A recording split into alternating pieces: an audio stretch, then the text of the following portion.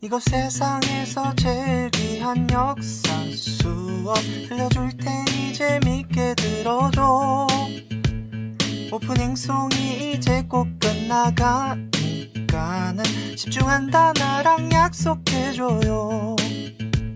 이거 세상에서 제일 귀한 역사 수업 들려줄 테니 재밌게 들어줘.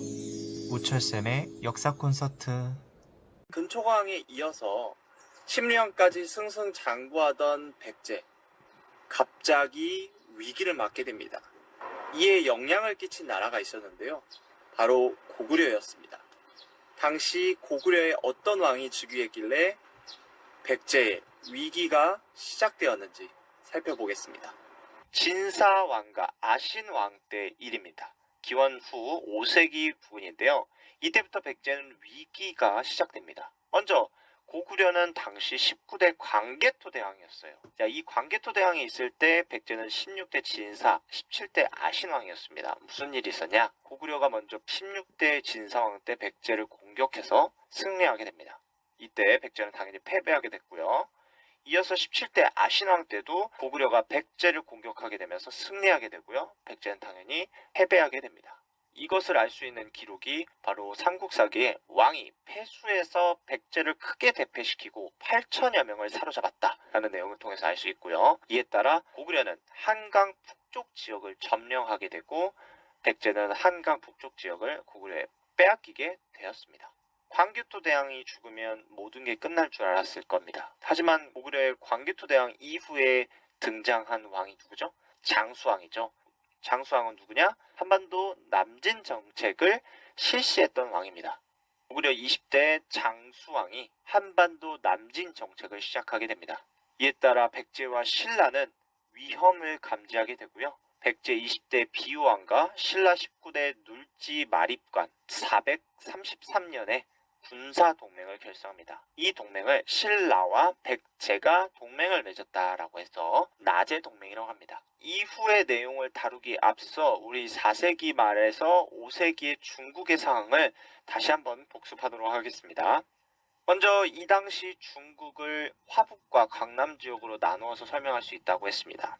그래서 화북 지역에는 5호 16국이 있었고요. 강남 지역에는 서진이 멸망하고 동쪽으로 이동한 진, 동진이 있었습니다. 진 옆에 써져 있는 한자는 당시 동진의 한자 표기고요. 화북 지역을 보면 전진이라는 나라가 동진을 공격했다가 패배하면서 멸망하게 되었고요. 이후 화북 지역은 북위, 후연, 후진으로 재분열되었다. 그 이후 북위가 화북 지역을 통일하게 되었지만 서위, 동위로 분열되고요. 강남 지역에서는 동진에 이어서 송, 제, 양나라가 순서대로 등장했다, 멸망했다, 등장했다, 멸망했다 했고요. 화북에서 서위, 동위가 그대로 내려와서 북주, 북제로 발전하게 되고 강남 지역에서는 양나라가 멸망하고 진나라가 건국되게 됩니다. 그래서 선생님이 아까 한자 쓴 이유가 이것 때문입니다. 위에 있는 동진의 진과 밑에 있는 진은 다른 나라, 다른 한자다라는 것을 알려드리기 위해서 한자를 써드렸어요. 어쨌든 4세기 말에서 5세기의 중국 상황은 맨 북쪽의 몽골 지역에 건국된 유연이라는 나라, 그리고 밑에 북쪽의 여러 왕조인 북조, 그리고 맨 아래 남쪽의 여러 왕조인 남조, 이렇게 분열된 상태였다라는 걸 여러분들이 알고 다시 백제사로 들어가겠습니다. 다음 내용에 앞서서 여러분들이 기억해 줘야 할 내용이 있습니다. 바로 고구려 장수왕이 남진 정책을 하기 위해서 펼쳤던 외교 정책인데요. 기억하세요. 중국의 세 지역의 나라와 장수왕은 현실적인 외교 정책을 펼치면서 북쪽 국경선을 안전하게 만듭니다. 바로 몽골 지역의 유연과 북조, 남조와 외교를 펼치면서 그 어떤 나라도 고구려를 공격하지 못하도록 외교 정책을 펼칩니다. 이것이 고구려와 백제의 대립관계에 엄청난 영향을 끼치게 됩니다. 20대 비우왕에 이어서 계로왕 때 일입니다. 이 당시 고구려와 백제는 굉장한 신경전을 펼치고 있었습니다. 살펴봅시다. 먼저 계로왕은 중국 북위에 사신을 파견하게 됩니다. 북조의 북이죠. 근데 여기서 사신이라는 표현은요, 그 데스노트에 나오는 사신이 아니라요, 왕 또는 국가의 명령을 받고 외국에 가는 신하를 사신이라고 합니다. 어쨌든 백제에서 북위로 사신을 파견합니다.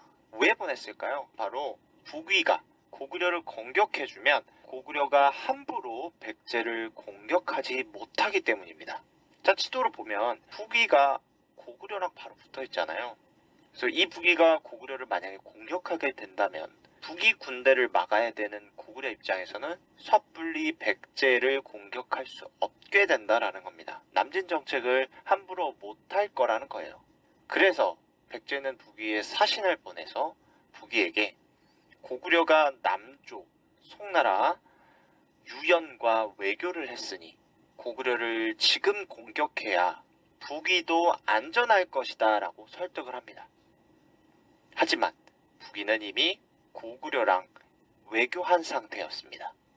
그렇기 때문에 북위는 백제의 요청을 거절하고요. 더 나아가 백제와 손절하게 됩니다. 백제가 북위에게 고구려를 공격해달라는 요청을 고구려가 알게 된 겁니다. 이렇게 되니 장수왕의 입장에서는 더 이상 남진 정책을 미룰 수 없겠죠. 이놈의 백제, 우리의 뒤통수를 치려 해? 참을 수 없다. 라고 하면서 백제 공격을 결정하게 됩니다. 고구려 20대 장수왕은요, 직접 군대를 이끌고 백제를 공격하게 됩니다. 이 한성 전투에서 백제 21대 왕 계로는 전쟁 중에 사망하게 되고요. 백제는 고구려에게 수도 한성 및 한강 유역 영토를 다 빼앗기게 됩니다. 왕이 죽었습니다. 수도 또한 빼앗겼어. 엄청난 위기에 백제는 빠지게 되는 겁니다. 백제 21대 왕 계로가 한성 전투에서 사망하게 되면서 백제군은 후퇴하게 되고 백제 수도 한성을 고구려에 빼앗기게 됩니다. 자, 왕이 죽었기 때문에 왕의 아들이 급하게 왕으로 즉위하게 되는데 그것이 바로 22대 왕 문주입니다. 이 문주왕은 어쨌든 백제의 수도를 고구려에게 빼앗겼기 때문에 빠르게 새로운 수도를 정할 필요가 있었습니다. 그 수도는 바로 웅진이라고 지금의 공주시를 선택해서 이동하였다. 웅진으로 수도를 이동한 문주왕, 새로운 곳에서 백제의 힘을 다시 강력하게 하기 위해서 노력하고자 했습니다. 그러나 이후 문주왕은 새로운 곳에서 위기를 극복하려고 했지만 귀족에게 암살당하게 됩니다.